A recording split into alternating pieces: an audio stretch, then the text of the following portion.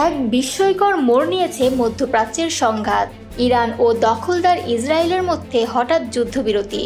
আর সেই চুক্তির পেছনে যিনি বড় ভূমিকা রেখেছেন তিনি আর কেউ নন, মার্কিন প্রেসিডেন্ট ডোনাল্ড ট্রাম্প।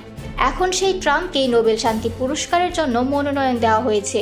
মার্কিন কংগ্রেসম্যান বাডি কার্টার সরাসরি নরওয়ের নোবেল কমিটিকে চিঠি লিখে এ মনোনয়ন দিয়েছেন।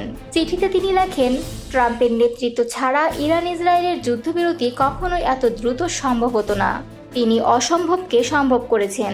কার্টারের মতে ট্রাম্প এখন বিশ্ব শান্তির এক বড় দূত। যুদ্ধ থামাতে, আন্তর্জাতিক সম্পর্ক জোরদার করতে এবং সৌহার্দ্য রক্ষা করতে তার ভূমিকা অনস্বীকার্য।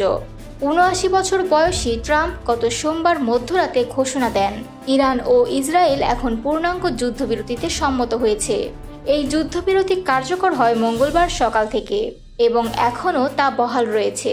বিশ্বজুড়ে কূটনৈতিক মহলে এখন একটাই প্রশ্ন, এই শান্তি চুক্তির মাধ্যমে কি ট্রাম্প সত্যি নোবেল পাওয়ার যোগ্য হয়ে উঠেছেন?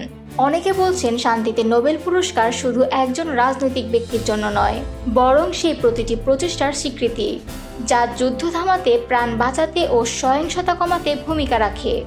এখন দেখার বিষয় নোবেল কমিটি কী সিদ্ধান্ত নেয়।